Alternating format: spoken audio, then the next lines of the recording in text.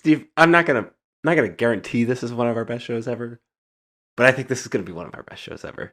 Oh, Um, Jesus. Now there's pressure. Okay. there's yeah no, y- I think you brought up old guy young guy. You said that you didn't have one. I have one, and I think that will be a contributing factor in why this is.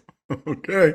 Hold on to your hats. If you're driving and listening, find a roller coaster road. Um, First question of the day is: do we think the person that found the guy at the McDonald's was a Penn Stater, and do we think they listen to this podcast? Because there's a probability that that guy in Altoona listens to this podcast.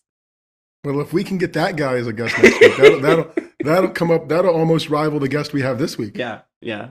Um, our guest this week is probably the biggest star in sports media right now, and he happens to be a Penn Stater. I was looking. Somebody tagged him on Twitter, and I was like, "Wait a second! This guy went to Penn State. We have to have him on the podcast." And here we are now, one night later, and he's on the podcast.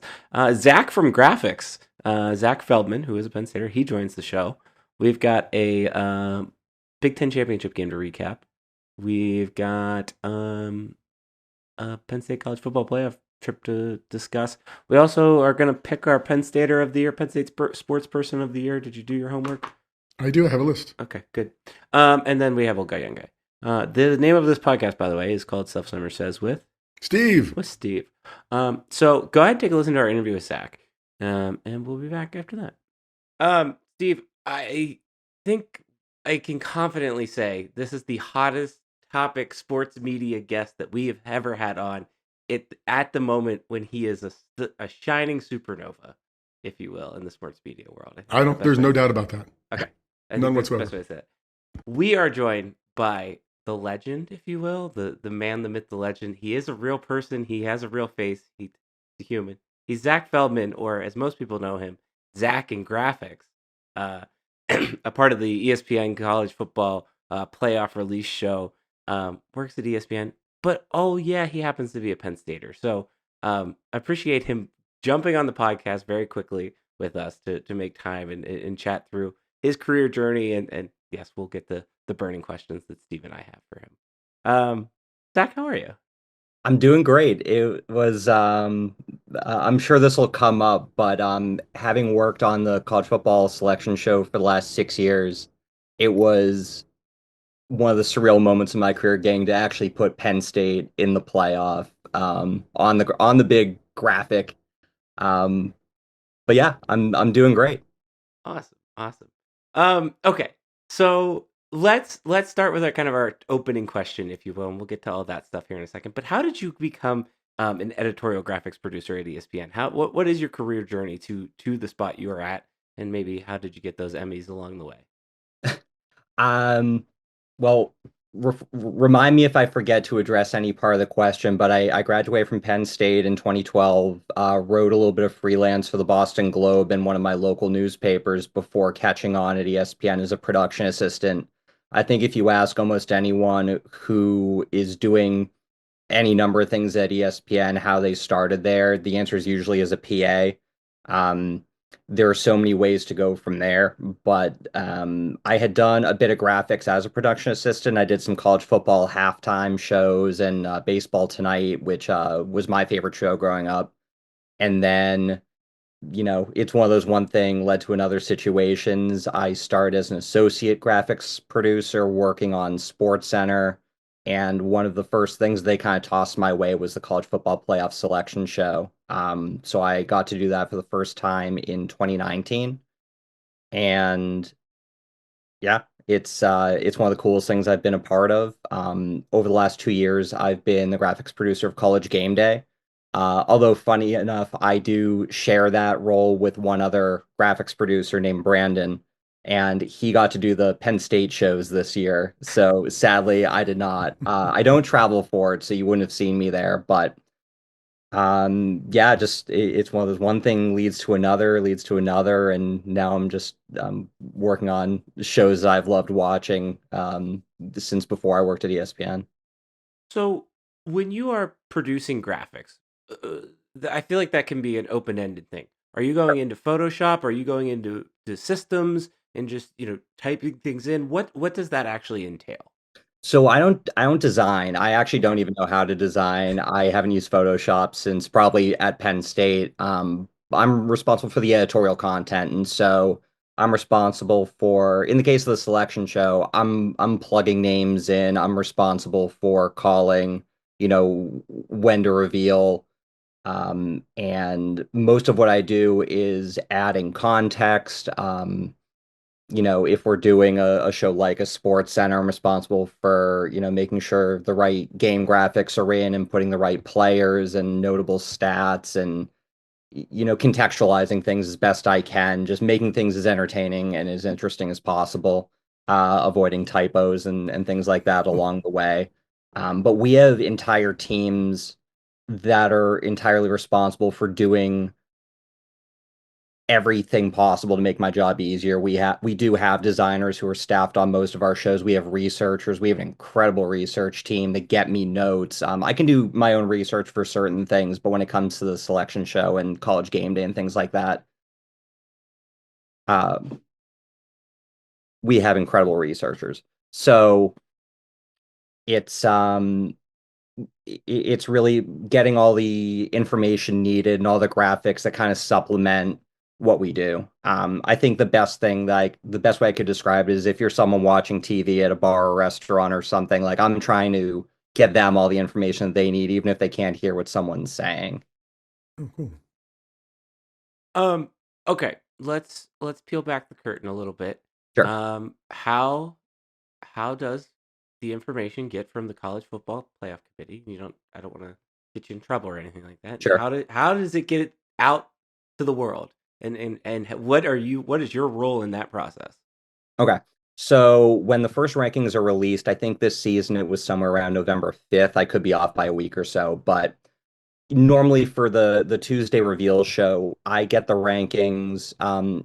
And truth be told, it is not just me. The coordinating producer, the producer, they are also getting the rankings at about the same time. It's about 90 minutes before our show. And from there, I start flying. There are a series of reveal graphics that count down from 25 to 1. And there's the bracket, the projected bracket on the Tuesday show. I throughout the day have created all kinds of topic bars for teams, resumes, comparison graphics, upcoming schedules, recapping recent games, anything I can think that they might want to talk about Reese Davis and the guys.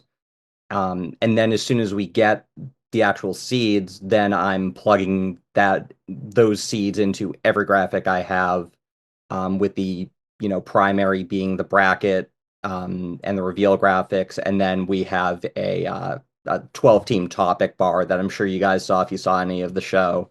And we are just I'm checking, double checking, triple checking, bringing over the coordinating producer and the producer. They're checking because, as you guys can imagine, one team logo out of place and you end up on awful announcing or something like that. And it's always been my goal to never do that. And for the most part, I've pretty much avoided that, especially on this show. But um, it's certainly one of the more stressful things I've ever done.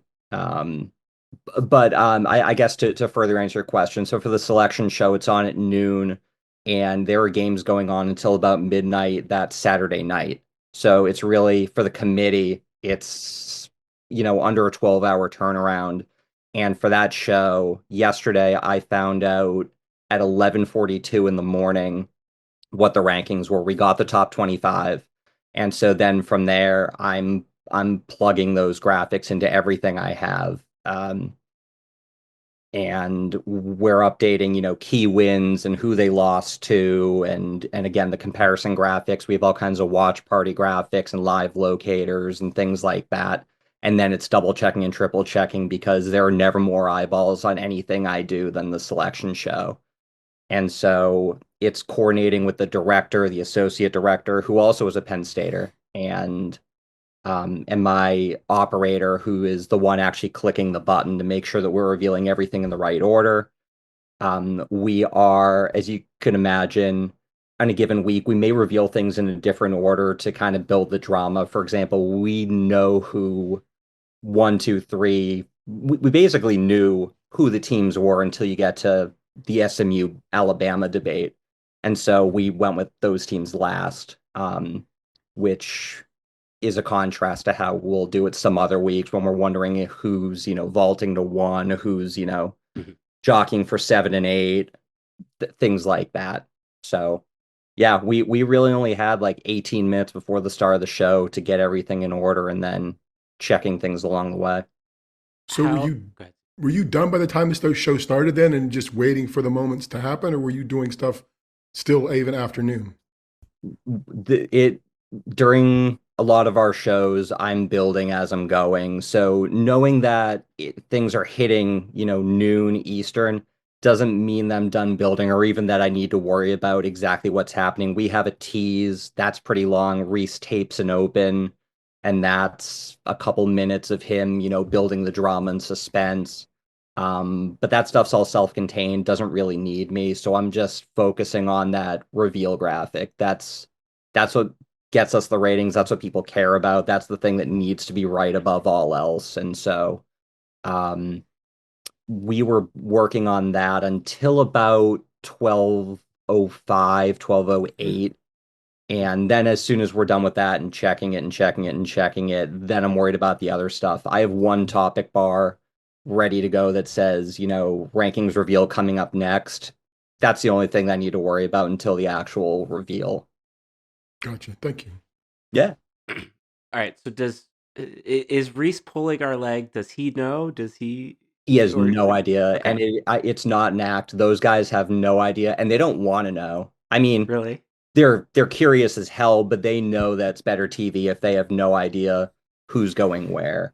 And I mean, the guys have enough connections that they really want to know. They probably could, but I believe 100% that they have no idea, and that no one else outside of our control room has any idea.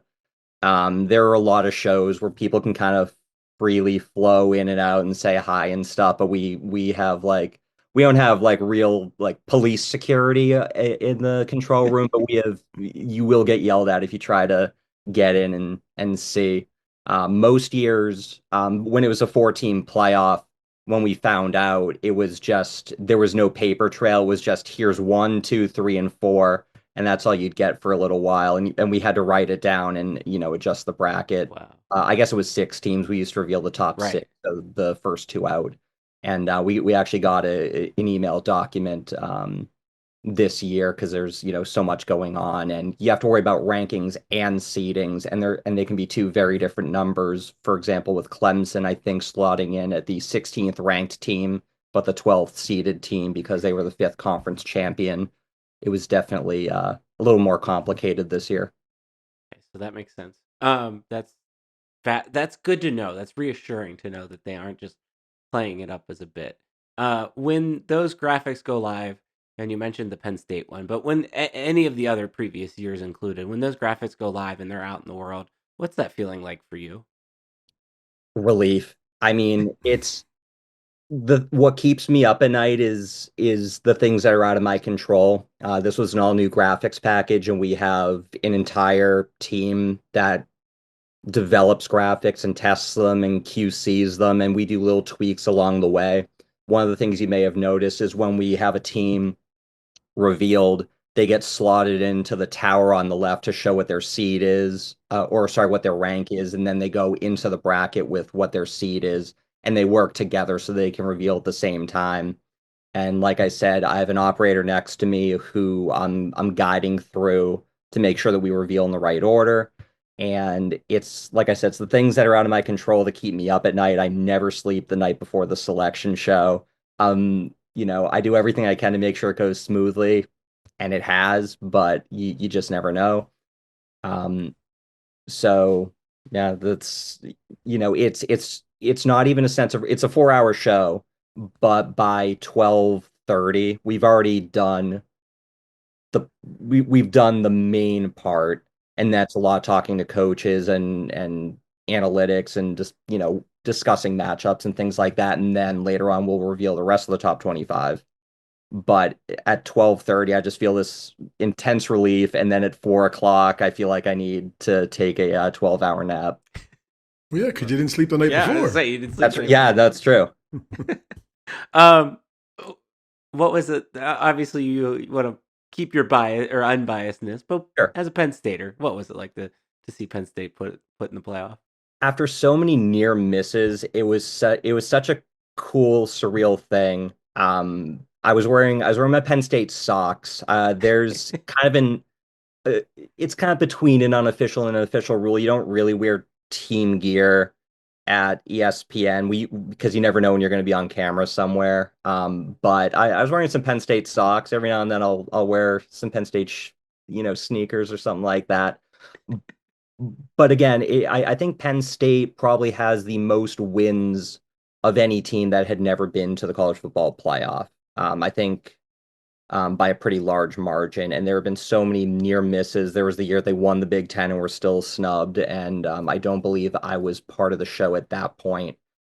But just having gone to so many football games as a student, having gone to a bunch as an alum, watching really every week, because that's probably the most must watch of any of my affiliated teams. I'm a Boston fan, so we've certainly had our successes over the years, but Penn State football's, probably my number one.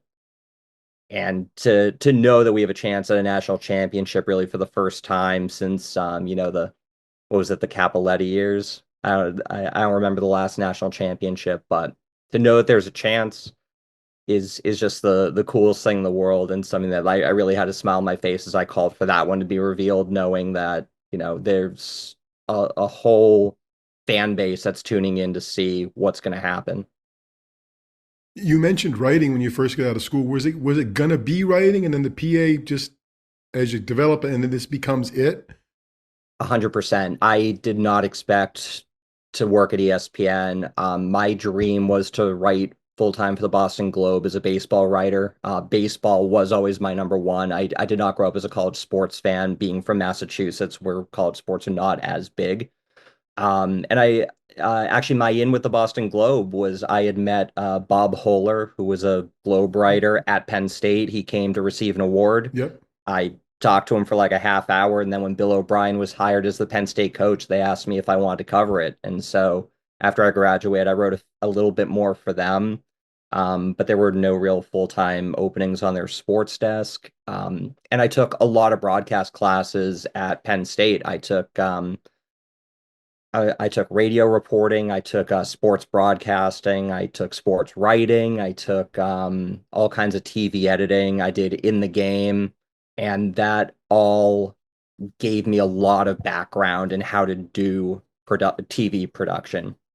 And so there's a woman named Amanda Gifford who works at ESPN, worked in radio at the time. Now she's, I think, like a VP of production who oversees a large part of our college football, among other things. And I talked to her, and I believe she put my resume through to the people at ESPN who hire production assistants. And um, they care a lot less about what you've done in production and more about knowing that they're hiring the kind of people who can pick it up, who can pick things up quickly and just and learn. Because, you're as a PA, you're kind of starting out at the bottom, but that is also a pathway to anything you can do at ESPN. You mentioned not getting on awful announcing, right? Like doing stuff that Yeah. that's bad. What's good? Like how we when we have people, I'll often ask like, who are you competing with, or how do you know you've had a good day? So, how do you know you've done your job well, other than not screwing up? So the first thing I ever did at ESPN was teleprompting, and that's the kind of job that there's really only two things, there's really only two outcomes. It's nobody knows that you did it or you screwed up, and people are just yelling at you, which luckily only happened once as a prompter. But it's definitely a little more nuanced than that. There are, so much of what I do is based in templates. There's only so much you can do with topic bars, even though there are a number of things, but it's being able to effectively disseminate information in an engaging way. It's being able to exactly match what people are talking about with like a really cool note that people just didn't know, or being able to just anticipate where we're going, even if you don't know. it's a lot easier with Sports Center because there's a rundown and it's very rigidly followed, and you know exactly where you're going unless you get breaking news. But there are a lot of shows I leave, and you know, it can be intensely stressful because you're doing so much and you're producing so much, and you just never know if you're gonna leave a letter out of a word or something like that. I'm more worried about that than, you know, committing libel. But you know, we have an entire team of people that I can rely upon, from news editors if we get breaking news to researchers who can fact check something that I've found or who give me good notes. And it's knowing that the whole team is put together, fun, humorous, engaging, interesting, analytical, you know, shows. College Game Day being my primary focus in the fall. Like, it's a 3 hour show, and usually I'll leave feeling like I escaped, but at the same time, I leave thinking like that was a really fun show. And if I were to have watched that as a viewer, I definitely would have enjoyed that. And that's always kind of my goal, whether I was cutting video as a PA or producing graphics, is if it's interesting to me, it's probably interesting to other people who are watching. Thank you. I want to ask lastly about Zack in Graphics, the idea of Zack in Graphics, and the viral fame, if you will. Has there been one tweet or one post or anything that's like just made you laugh incredibly hard at anything? So when I'm doing the selection show, my phone is in my pocket. I am not checking anything, and I know that I'm going to leave and see a bunch of, you know, text and tweets. And I think yesterday was actually probably the most on Reddit. So Reese actually does shout me out every year, and it's something I look forward to. It's really cool of him. Graphics producers do not get a lot of shout outs. Um, and he used my full name, which also does not always happen. And so Reddit just tweeted like Zack in graphic, some GIF of I forget the Pixar movie, but it's basically Zack in graphics, you know, typing in Alabama in the final bracket. And I thought it would, like, I saw it after the fact, so of course it's funny because Alabama did not make it. But people have different ideas about how much power I actually have, and of course it is a joke because I have very little actual power. I have no influence in what teams make it, as much as I would love that. And so that was extremely funny. Someone tweeted, you know, Zach in graphics, you have the power. You should post the bracket as a joke on Twitter. Um, and then there is a non-ESPN reporter who leaked that SMU made the playoff before, like a minute before our show started, and people, a non-zero amount of people were tweeting that, you know, Zack and Graphics probably leaked it, which is something that I have absolutely no interest in doing because I like my job and I also like that my show matters. So I have no interest in making it less interesting. Very So good. yeah, there's a pretty good selection of things. Plus, I have, you know, friends who actually watch the show and, you know, are excited for the shout out if and when it comes. That's amazing. That's awesome. All right, we asked every Penn Stater three questions, so Mhm. we'll let you out of here with these. They're relatively rapid fire. Go for it. Go to creamery ice cream flavor. Bittersweet mint. I have some in my freezer. I almost always have some in my freezer. Well stocked, well stocked. Um, you are the czar of Penn State sports. For one day and one day only. What change are you making? Oh man, that's a great question. I think every Penn State student should be able to get a student ticket to any sport. I know that when I was a student, I was not able to get Penn State football tickets twice, and that drove me crazy because I wanted to go to every game. I did still end up going to almost every game, but I couldn't always sit in the student section. I like that. I like that. Good job. Yeah. Um, all right, last one. You're back in town for one night and one night only. What bar are you walking into? So I was not a huge bar goer, but Cafe 210 was probably my go-to spot. Okay. So if I am going back with friends, which I did for all the Penn State pit games, I went to Cafe. Nice Good warm. choice. That's like my warm, comfy spot. Like when it's nice and good summer day, good spring Yeah, day. great outdoor spot. Yeah. All right, Zach. Where can people find you? How can they appreciate you? Your moment to plug. Anything beyond just ESPN, if you would like. Well, I don't have a SoundCloud, but working on ESPN College Football has been one of the coolest things I've ever gotten to do. I just kind of fell into it and have just, enjoyed the ride.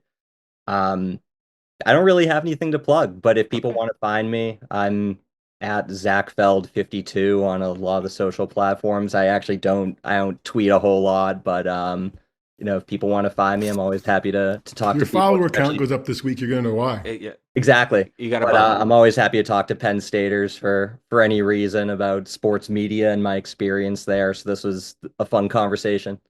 Awesome. Cool. Well, thank you very Thank much, you. Zach.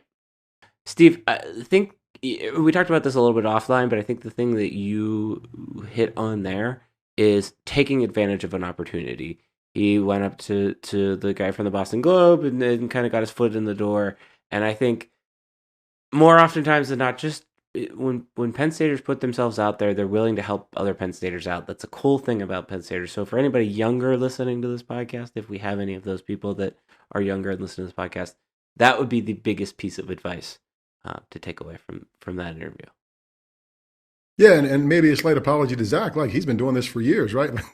We're just a couple years behind. And I mean, I've heard them say Zack In Graphics before. When I heard him say Zack Feldman yesterday, we were driving back from Indianapolis, and I'm like, hey, son, text me that name. Like, write his name down because I'm pretty sure he's ours. Um, so, yeah, kudos to him for doing it for years. And if there's other ESPN people listening, we would love to talk to you about your job at some point, too. There's a lot of you Yeah. and just two of us. So, Yeah. But Zach was good. I love, we don't prep people right before they show up. So, Zach's talking about what works, what doesn't work, what he's concerned about. And it was cool hearing from him. Yeah, and I appreciate to find out that it is not a ruse that Reese Davis and the whole gang are finding out when we are finding out. I don't know if there was maybe as much drama this year as there was particularly as last year, but I think that is important for the viewer, and I appreciate the sincerity there. I thought that was good. So thanks to Zach for chatting with us. Kind of quick turnaround. Like I said, it's Monday. We're recording the podcast. His biggest work day of the year was yesterday. So really appreciate that. Okay. Moving on. Related to those playoffs. Actually, let's start with let's go to the championship game. Let's rewind. We hung out this weekend. I had a great time hanging out with you on Friday night. Did not get to see you on Saturday because the line at the bar that you were at was way too long. I still had a good time in Indianapolis, but I also had a frustrating time. A frustrating time because Penn State probably, maybe not should have, but definitely could have won that game if a lot of things go differently.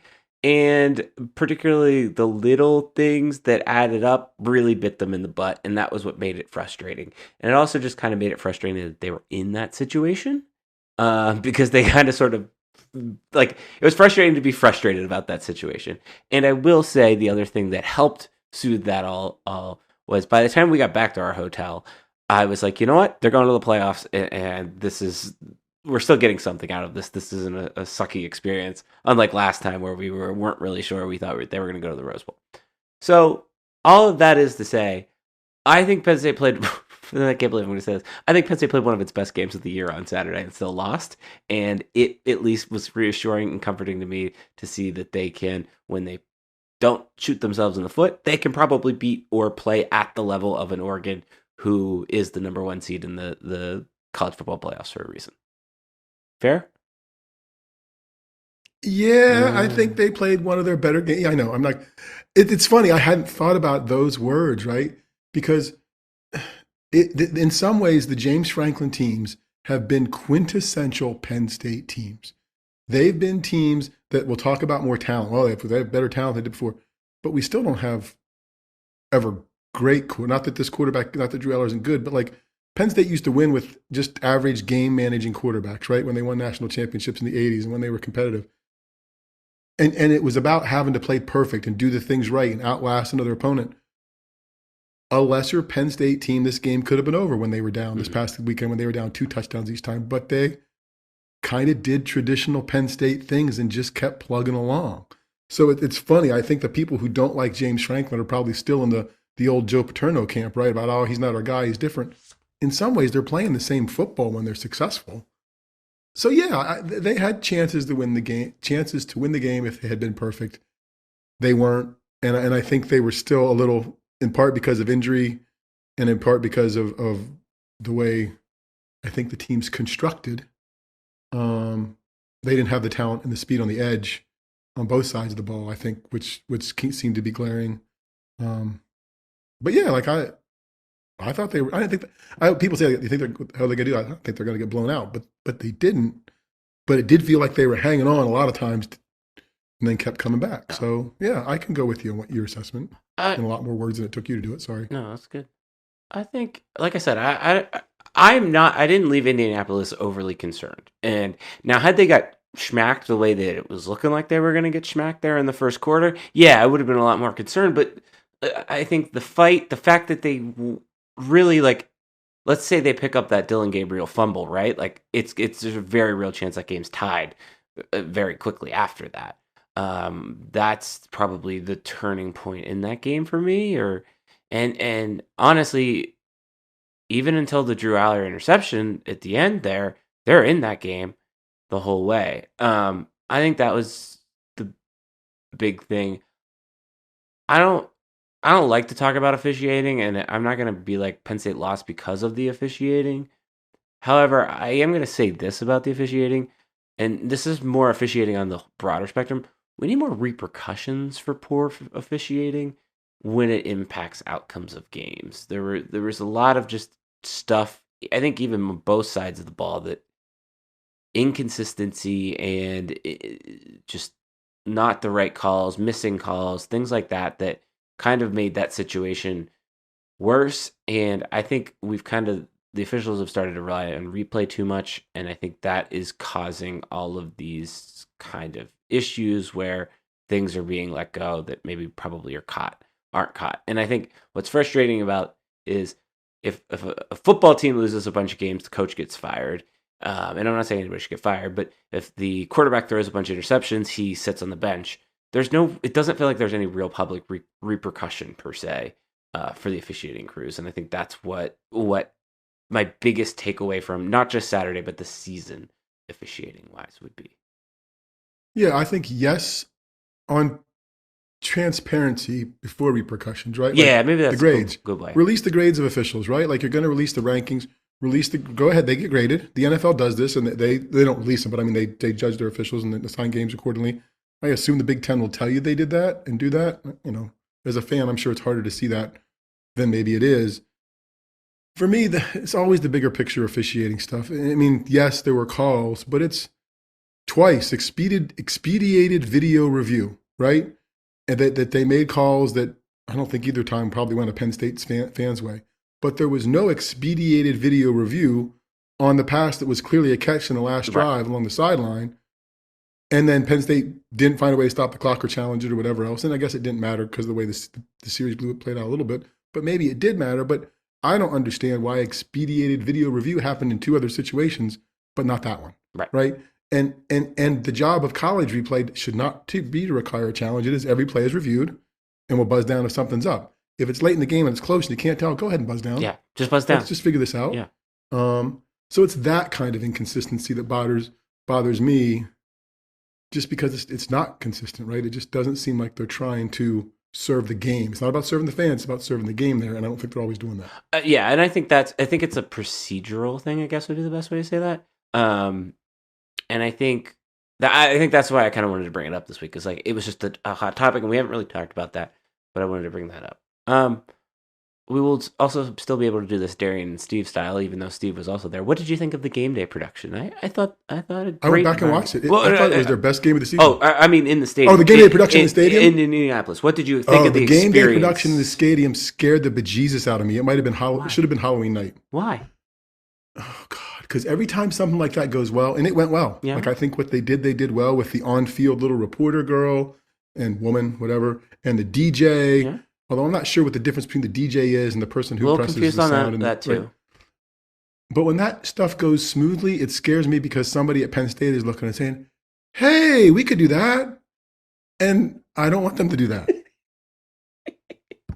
Did you like your wristband? That was the cool part. I did like my wristband, and they recycled them at the end, which was nice. Oh, I kept mine.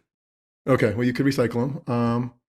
Yeah, I thought the production in the facility, and I think for Penn State fans who are thinking about the renovation, right? When you look at the footprint of that place and the little places that were nooks and crannies to get some food and do some different things, like I think that's the kind of thing people should expect on the west side of Beaver Stadium in 2 years. Right. No, I agree with that. The wristband thing, I was actually surprised that Penn State didn't pull those out this year for the whiteout or maybe a game that they knew was going to be at night.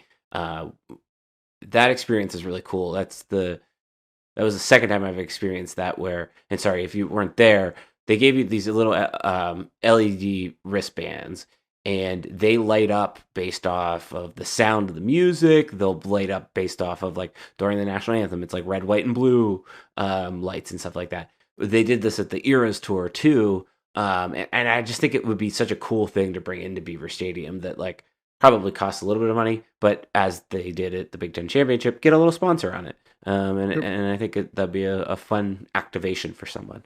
So I thought, yeah, I thought it was clean. The only grumbly thing that I would complain about, and it took me a while the announcer sound in there does not travel very well. And I don't know if that's tin roof or whatever. Mm-hmm. We were struggling to hear like certain things, where we were, but I don't know. The thing I would take away as a plus, a positive, that was the crispiest image, I don't know what the right type of term is, on a Jumbotron I've ever seen. Yes. It was so clear. Like we sat underneath one of them and I turned around and I was like, oh my God, I feel like I'm looking at the game as opposed to it's impressive how advanced that technology has become. And they did a good job with game replays. Like the replays that were there were the replays that were in the game when you went back and watched it as it was happening. So they integrated that well. So yeah. How was the TV broadcast? I will not go back and watch a game. It was the best CBS broadcast I've seen all year. Why? I mean, I've seen 4 or 5 games because they were on. Like Danielson and Nessler can feel sometimes to me 70s, 80s-ish old white guy and feel old because that's who they are. But they didn't overuse the drone, even though they had a drone. They had both the drone and the sky cam, which I don't know that you could tell the difference from in a stadium. They were just on it with calls. They were timely, like everything. They didn't question the 2-point kick. Well, they did question the 2-point, the going for two. He's like, Daniel's like, well, I guess that's new age analytics. And you could tell by the tone of his voice. Right. He didn't think it was the right call. Or when the touchdown, like the not almost touchdown, when Drew ran and it went out over the corner, over the pylon, right? Mm-hmm. They were on that quickly and had the territory in quickly. There wasn't a hesitation. They're like, they were on their game in terms of immediacy with stuff and comments and no silliness. Like they did a good job. It was clean. It was efficient. It was, I think, what it's supposed to be. I think I was talking about this with somebody the other day. And just in terms of Fox coming in or them taking that game over from Fox for this season, and I think NBC has it next year. I think CBS's ability to meet the moment, and they did that very well in Atlanta with the SEC championship. I think that, again, I haven't watched the broadcast, but I think that they provide that, and Fox probably doesn't always. The funny thing about the drone, you said, I forgot to mention the drone. Drone flew over our head about the entire game. It was kind of neat to sit and watch this little drone, and it's funny how tiny it is. Like, it is probably about as big as my hands are, and yet they're getting big. We could see it from where we were at, high quality images out of it. So, I mean, Danielson talked about this being gut check time when they were down 28-10. I mean, a little bit of jargon, but he was right. And the other thing I wrote is it sounds like a college football game. Like they had both, wherever their ambient mics were both near the bands, right? Okay. So everything sounded like a college football game. Like they had band in the background and whatever else. And I think the only thing I was nitpicking on was they didn't, again, the Aller play where he goes out over the pylon, right? Oh, yeah. Or I mean, if it wasn't over the pylon, it had to be like this far away from the goal line. And they always mark that ball at the 1 yard line. I don't know if that's a rule or whatever, but it's always there. And there was no discussion of that. So maybe it's something I'm totally missing after years of football watching, that there's some obvious rule that when they go out inside the one, they mark it at the one. But that always happens. And that was one where it was clear, like, dude, he was literally the 6-inch line, and they marked it at the one, which not that it mattered, but because it's something people see that goes unexplained, you know? No, I think that's, like I said, you could, and I particularly on that play, they actually showed they brought in the CBS broadcast in the stadium on that, and I thought that was nice to see there. Okay, let's move on to what's next, and what's next is the fact that Penn State is going to the playoff. They'll get a home playoff game out of it, as we talked about with Zach. They'll play SMU. Nothing like Penn State didn't get punished for going to the conference championship game. I thought that was good. I think SMU is probably a little bit better than people realize, just from a couple times when I've watched them, and kind of some of the underlying numbers that you can look at. But that being said, I think Penn State, all things considered, like, should have a very real shot at making a national semifinal. I think they should. There's going to be, I think, a 7 or 8 point line. I saw it might have been a little bit higher than that. And I think they could probably be the same against Boise. So they just kind of have to take care of business and do what they're supposed to do. And I know you're sick and tired of hearing us saying that, but that's kind of where I'm at with it. Are the games any more dangerous because of that? In terms of perception? Perception, yes. That's what I was just going to kind of ask, like, objectively, like, I think it's fair to move your expectations for the season, if you will. Of now they need to win 2 games. I think they need. It feels like they need, considering they're playing SMU, who does have a boat ton of money. Then they're playing Boise, who is a non-Power 4 school. I just think personally, like, I think you have to get there. I think you flex your muscles. You're one of the top 12 programs in the country. Prove it. These 2 schools kind of sort of have happenstance. They're way into being a top 12 program this year in the country. Consistently, you've been a top 12 program in the country, if that makes sense. I think Penn State's top 8-10 program in the country, right? They just haven't been elite, which was the 4 was the measure of that until this season, and probably still is the measure of that. I think you're right. I think the perception, I don't know if it adds pressure or not, because there's going to be enough. We have to win a playoff game, whatever else, but you can't screw up at home against SMU. Like, you just can't. I mean, right? And then by my logic from last week of they're third in their division, right? And they still got 2 teams that are better than them in their in the Big Ten. Like this week, the 20th, the playoff game, 21st is the bowl game, right? So if they win that they've done that before. The win after that is the one they haven't done under Coach Franklin. In my math. And I mean, I know that's moving the line a little bit, but in terms of I'm excited for him. It's a good matchup. It's a great game all the way around, and it's at noon, which is even better. So I'm looking forward to that in a week and a half. Can we go back? Yep. In terms of what, though? In terms of they haven't done that before. Like, they've won 11 games in a bowl game before, right?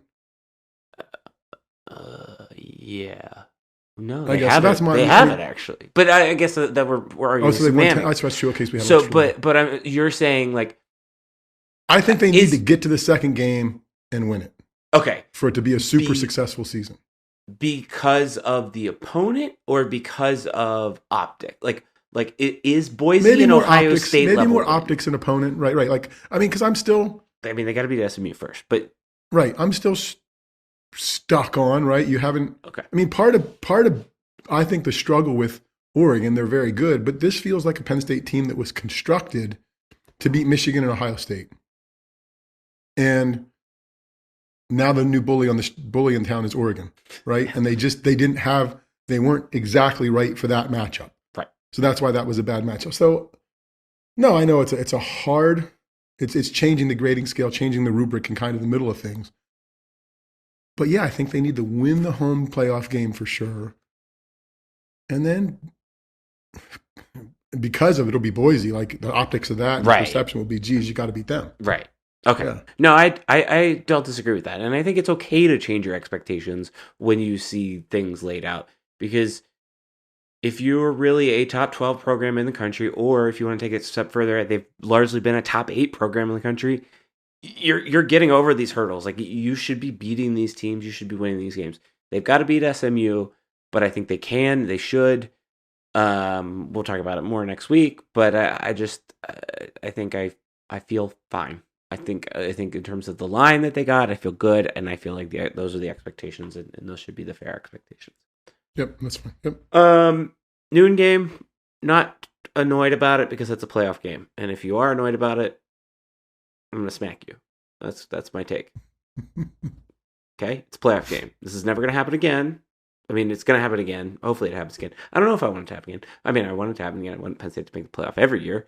But this way is not going to happen again, and I'm very excited. It seems like ticket stuff was a little bumpy today, but I think everybody kind of got it smoothed out and figured out.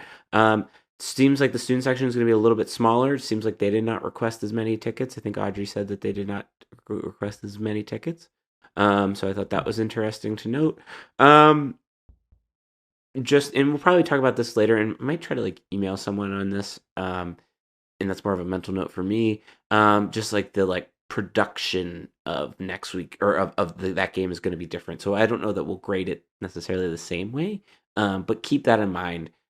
Things are just going to be just a little bit different, and I think it goes back to what we talked about. This is that the Maryland game was the last normal game inside that version of Beaver Stadium, and what comes next will not be normal. Is Steve going to go? That's my next question. Apparently, I have a ticket. Oh, he has a ticket. Friend of the show, Russ, made sure of that. We had 4. We started doing, and since his daughters don't listen, and neither do mine, we can talk about this. We started driving back, and we talked about, at some point, somebody's like, "Well, we have tickets. Who's going to the game?" I'm like, "Well, maybe we should playoff rank our fan group and see who actually gets a chance to go inside the stadium," which led to some laughter and a 4 seed for me among those 4, which was not in doubt at all. I mean, Russ, Terry, and Susan are all better fans than me. But then we were mixing, and actually, and Grace, their daughter's ahead of me, and whatever. So we kind of joked about that, and then I think Russ got 2 more tickets up beside us. So I was all planning not to go until about 11 o'clock this morning when he said, "Sounds like we can all go if we want to."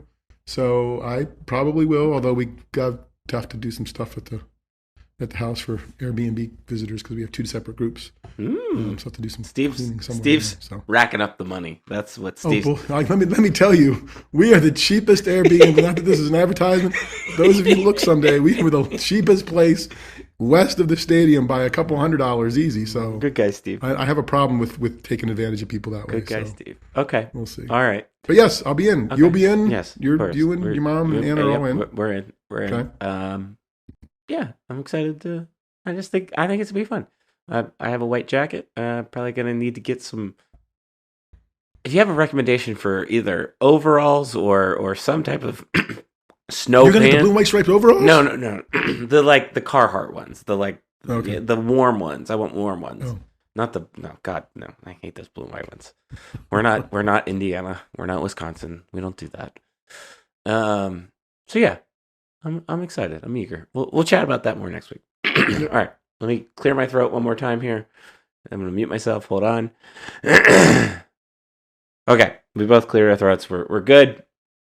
It is time to debate or name, I think it's name, our Penn State Sportsperson of the Year. Our criteria, not really any criteria, other than the fact... I thought I missed something. Other than the fact that we're going to do it from the start of 2024 to this year.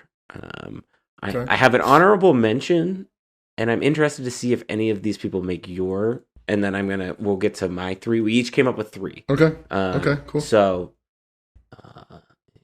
okay. So my honorable mention, I think Ace Baldwin should be on that list. I think he's an important Penn State, and him sticking around was important enough and probably might lead to some of the success that basketball has. Maybe we change this or do this again, revisit this in the end of the spring semester. Mike Gambino, Penn State baseball coach, should be on that, or an honorable mention. Seemingly maybe turned the baseball program around, doing big things. And then Katie Shoemaker Cawley should Wait, be. Do you have 3 honorable mentions Yes, before you start three the honorable 3? mentions. Just 3 honorable mentions. So now you're going to have 6. Look, Go ahead. there's 7 billion Okay, people so in Katie the world. Schumacher Time Cawley makes your honorable mention list. besides that one year when Time picked you, they narrow it down to like one person. I guess there was the year they did like the doctors or whatever. And then Katie Shoemaker Cawley. Just her leadership, I think, particularly battling breast cancer and then taking her team to the NCAA tournament, just hell of impressive and incredible, and probably isn't getting talked about enough. So those are my 3 honorable mentions. My 3 go-tos. I'm gonna start with one. My first one, considering probably squarely in third place, Mike Rhodes. I think I have Mike Rhodes. Just momentum of the basketball program turning around, seems to be headed in a new, good, fun direction that doesn't necessarily feel like you're selling me something. Seems to actually have some results built into it. Seems like it can be something, but probably not you there yet. And why I would put him third, but could make an argument for top. Your next 2, which we're sure are 2 and not 4 or 6, right? I have 2 left, but you can go ahead. Well, I'll give you one of mine. I don't know that none of mine are going to be among your top 2, I don't think. Okay. I think I went off the board. Yeah, of course you did. Not on purpose too much. Yeah. Who do I want to say is third in this group? I'll say oh boy, Alyssa Nair is third in this group. That's a good one. Shit. I left some people off my list. I mean, she had a goal kick in a game that they needed to win. She put them on their back. We get an Olympic medal. Plus, we retire after a strong career.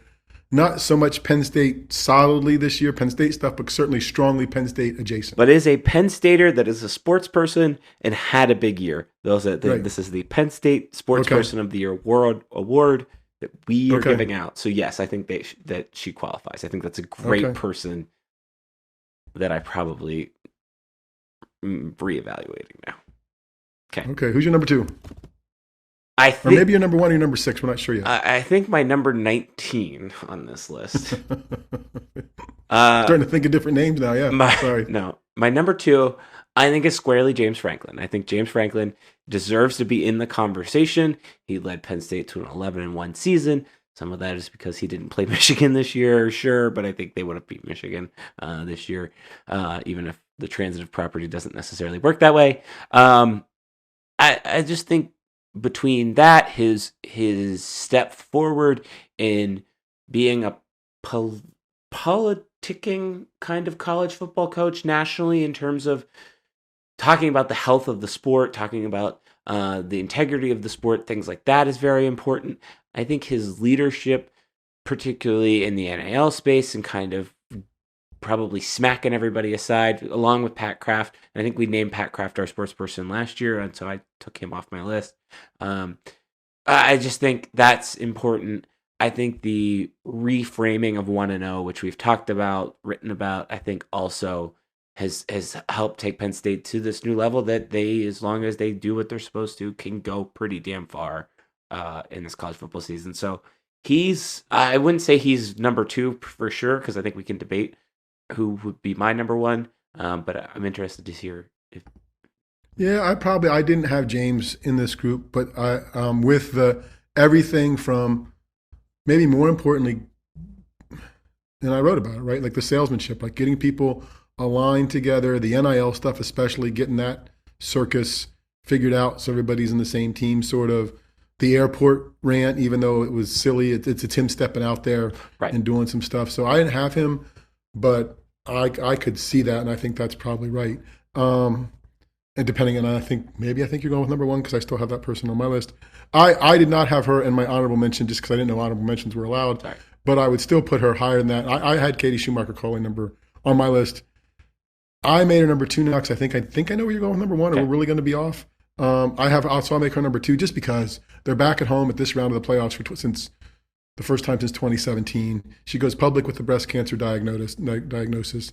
The program wasn't foundering, but it it had fallen off a little Yeah. bit when Russ left, and they were trying to figure out who they were. And I think she's got that figured out now. And I do think, for me, that the bar of Sports Person of the Year includes a bit of community service, kind of like, I don't know, maybe my number one's not going to have that now that I say that. But I think her being public with that situation and being out there with her health, I think, is an important part of it. No, I think we talked about this the other day, in terms of the Olympic sports at Penn State, particularly. I think you have to embrace the smaller community before you get to the bigger community. And I feel like volleyball, women's volleyball, and certainly men's volleyball too, but particularly with under Katie, women's volleyball, I feel like they have, and I think that's important. And I think that's, I agree with that. So, sorry. I don't know why I'm clearing my throat so much, but I think she should. That's why I put her on honorable mention, because too many names to decide from, but I think she deserves to be shouted out for what she's going through and what she's doing. Is beyond impressive. Okay, you think we have the same number one? I got two people left on my list because I had five of people, right? And I got rid of Kraft as we were talking because we did him last year, but he would have been an honorable mention. Alyssa, I liked as a pick kind of off the board, and I think that's a good one. I have two men left. I think you're going to like one of them, but maybe I'm totally wrong. And if not, then hey, whatever. I think it's Tyler Warren should be my Penn State Sportsperson of the Year. Oh damn, I didn't have him. Okay, cool. Wow, this is good. He didn't even get invited to the Heisman Trophy presentation. Come on. Oh, you're right. He's good. I think he's been the most talked about Penn Stater. Well, maybe not nationally. There's one other that I think is probably on your list that I didn't think about until we started talking about this. But at least college football wise, in the importance of this season, the USC game doesn't happen without him. The Bowling Green game doesn't happen without him. No. Dude has got to have a sore back because he has carried the team all year long. He's my team MVP, and we'll get to that when we wrap up the season. But I don't think Penn State would be in the situation they are without them. It's put Penn State. It's given Penn State this opportunity to have all of these things that Penn State fans have wanted so badly possible. I'm going with Tyler Warren. Okay. Yeah, and I could be talked into that. Like, I'm not even talking. I mean, I think that makes sense. I was struggling as I was trying to think of like someone who was like above everybody else, right? Like Pat was easy last year as a one-off, right? Because it's always going to be the job that's. And I think Franklin, I could be behind. I have the two people I have left are Kale and Pommel Horse Guy, right? But I like Kale more than Pommel Horse Guy because. Oh, but he got an Olympic medal, right? Like, and I don't know. Like, I think Kale for the run of success, but then I come back to, and that's why it's totally different reasons. Like Katie they're winning, but she's out there for this reason, right? I think Kale does the things that James does for the sport, but much more quietly and within those circles, right? Like, or maybe people don't care about the debates about what wrestling should be as much as they care about what college football should be. Not that Kale doesn't answer those questions when he's asked, but so if I had to split hairs and pick one, I might pick Kale just because. Like, I think in terms of ongoing success and difference he makes for the program and the university, and the perception is his guys are generally doing it right and going to the Olympics, right? And they hosted the Olympic trials this year.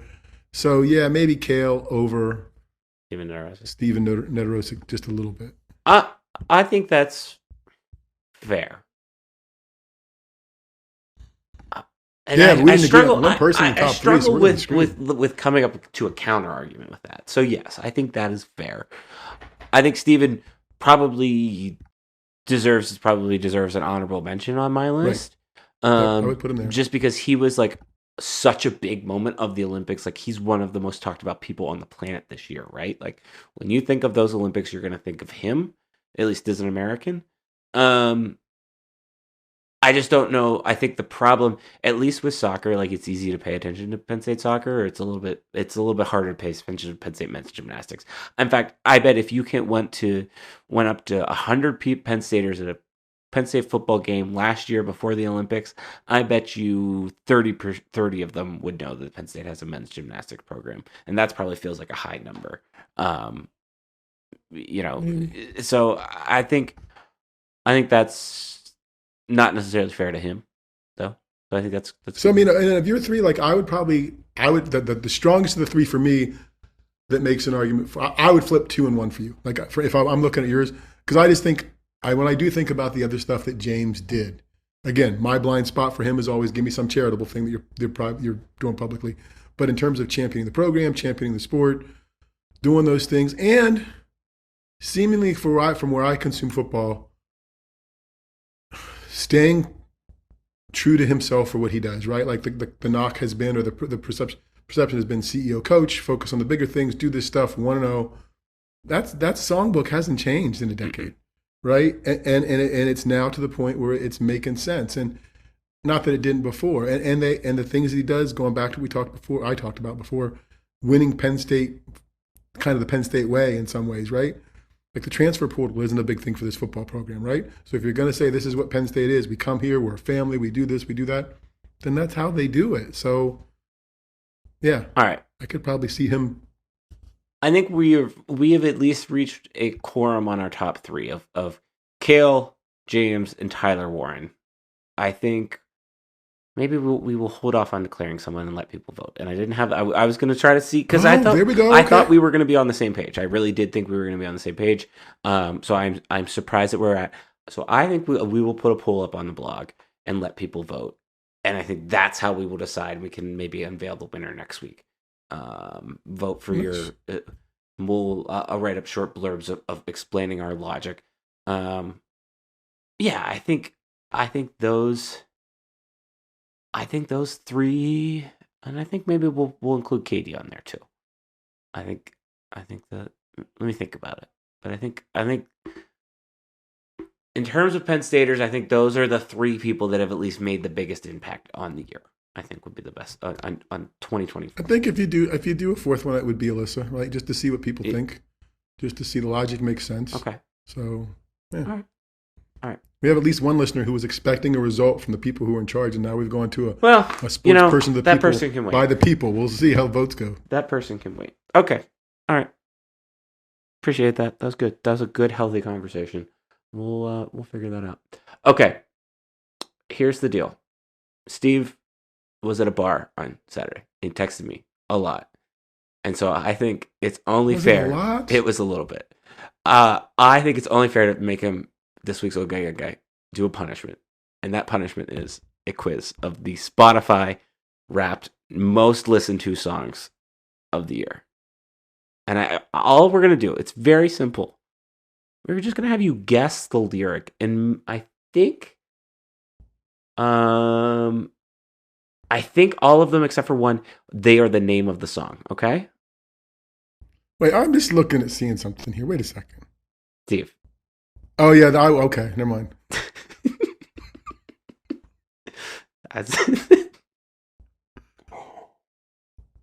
Listen, but these were warm and loving texts, and I appreciate were encouraging. I appreciate it. You wanted me to get into the bar.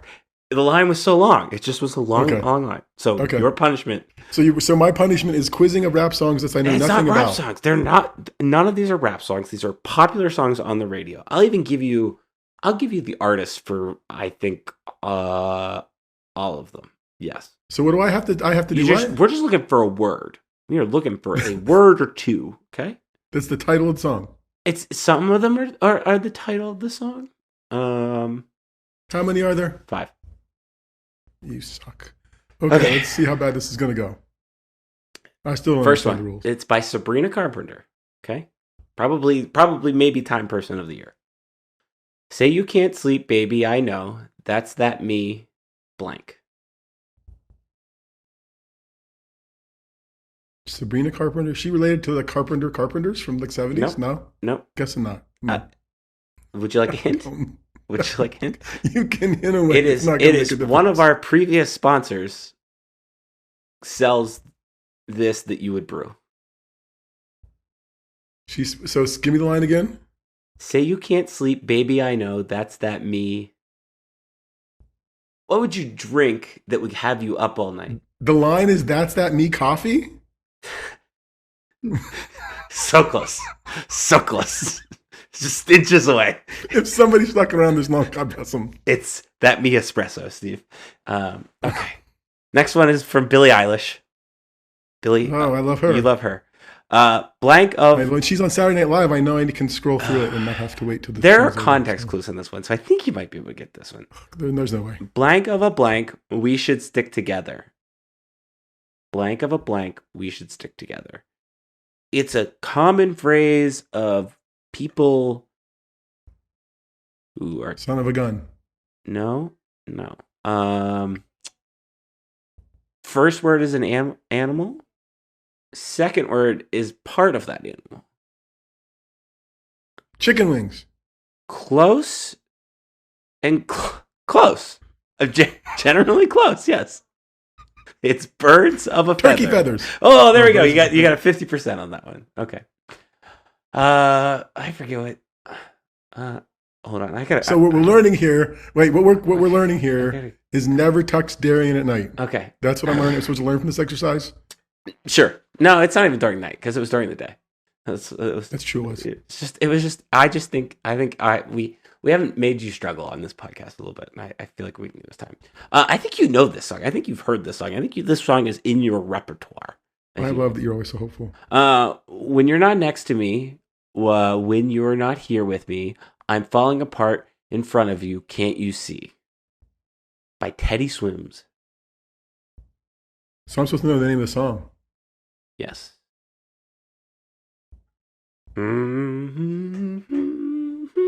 It's like 4 seconds. Loving You. Nope. I lose control. Okay. All right. This next one's a city. We were looking for a city. It's not the name of the song. It's by Joe. That's DJO. It's the name of a city. When I'm back in blank, I feel it. This song has been used. I don't know if it's been used on the show, but it's been used maybe tangentially related to the bear. Chicago. Good job. There we go. All right. Nice hint. There you go. See? Okay. TV show helped me out. Last one is a Taylor Swift lyric. These are always your best. You do great on these. Sure, they are. That's No rules in breakable heaven, but whoa, it's a blank blank. I'll give you a hint. First part of it is an adjective. Second part of it is a season. And there's at least several other songs, including an 80s song that was pretty popular by this name. Cold Spring. Nope. Cruel Summer. You tried. Cruel Summer. You got. I got 1.5. You got 1.5. I'm proud of you. That's 1.5. I have learned my lesson. I am going to put a thing right by your name when I go to text. It's just in all caps. Do not text when drinking.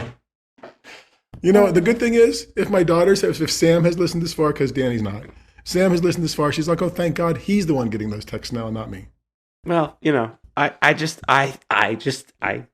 it was, you had nothing wrong. These were all I gotta look back. These were all encouraging. They were. Hey, hope you can make it. They were. Hey, and you have another friend here with us. We'd love to see you. I appreciated that. And I appreciate our friendship. And I'm not mad about the text. I just, there were a lot of them. And I think you are, luckily Susan doesn't listen this far in the podcast, because you and I are giving some confirmation to her that says I was maybe a little too talkative. No, you were good. You were fine. We had a great Friday night. So that's all that matters. Yeah. So, all right. That's this week's podcast. We're going to put up a poll. We're going to vote. We can't decide. Help us decide.